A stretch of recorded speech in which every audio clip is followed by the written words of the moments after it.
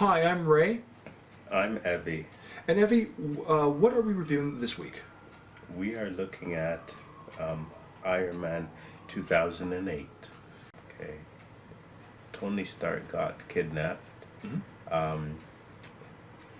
by the Ten Rings, Yes. and he got hurt.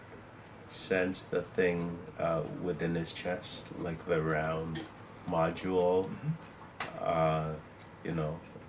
So he got hurt, and he got rescued, and that's all I'll say. If you want to know more, watch the movie. I thought it was really well done, and I like Tony Stark and his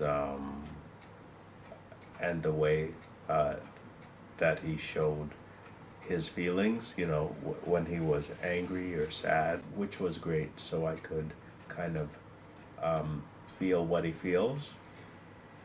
Again, I'm being vague because I want you to experience it on your own. I really liked it, and it was a good job by Jon Favreau.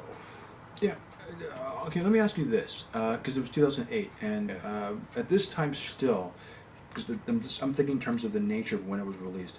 This was probably this was the first superhero film that attacked an enemy that was still relevant after 9/11, Right. which was risky because it was For it was sure. in Afghanistan, and Yeah. all the films at that point, I think they just maybe stick with Russians. They try to avoid the Osama bin Laden thing, and this went head on into that. It gave you a hero, but it was kind of because I remember at the time seeing it in theaters that I'm like, oh, this could be taken out of the way. Yeah.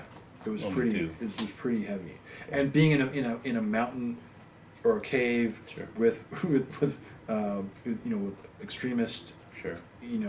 in Afghanistan. Yeah. And they call it out Afghanistan. I thought that was. I think. True. Okay, because you don't want to talk too much about certain things. Peter Bingsley's in it. He's one of the executive producers in it. He was the one that he's the person that Stan spoke to, and he was yelling at him like, Stark built this in a cave, and you can't create the arc reactor, because that's the same character that you see in Far From Home, with Mysterio. Oh, right. Yeah. Yeah, you're right. Yeah. And for those who don't know who Peter Billingsley is, he's the one with the toy gun in the Christmas Story. Yeah. The little boy, Yeah. Ralphie. Yeah. So that's who that is. And he's a great friends with Favreau, like best friends with Favreau and Vince Vaughn. So that these guys collaborate on a bunch of stuff. Sure. And he was one of the executive producers on it. Anyways, side note, I liked it. This is when we first meet Phil Coulson in this one. Yeah. And with Shield, Pepper Potts, we get to see Happy Hogan, and of course Jensen. When the movie came out, I wasn't a big fan of Iron Man, and the trailer was kind of cool. They had the Black Sabbath soundtrack, but with Iron Man, it was all pretty tight. But this was really, really good, and the whole scene in the cave, it went pretty fast. Yeah. And I liked it. I liked what they did with it. It was humorous, and it was serious. And when Downey had to be a very serious actor, like he delivered those points. Sure. And when he was a fast wheeling dealing like playboy, you had that too. So I thought this was a really amazing take, and I thought Pepper Potts played off of him so well. It was like the Hepburn and Tracy dynamic, like the way they more so than Rhodey, where Rhodey I think was a character like who didn't get the joke. He was the butt of the joke in this one. So I thought that was really well done. And we don't have to go into the whole Terrence Howard fiasco, but like I just thought it was overall was really good. It was better than I thought it would be. Seeing it again, as a highly recommend for sure. And it's one of those things where I didn't think it's the kind of movie that I would that I would be willing to watch this more than once, like freely, even if it wasn't for doing this little review.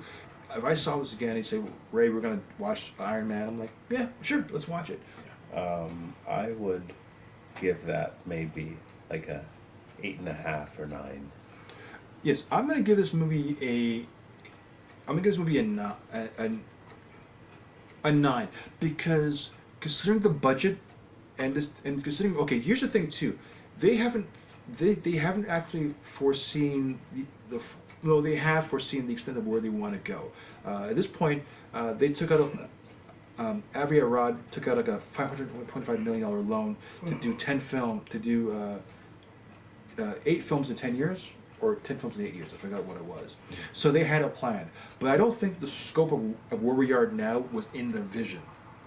And it's ambitious, but I thought if this is a template of what was going to happen, they were on the right track. Yeah. And this cemented my the Marvel brand, and this was smart thinking, smart filmmaking, and for a comic book story, brilliant. Yeah, it was well done. Okay, so with that, I am Ray. I'm happy. We'll see you next week.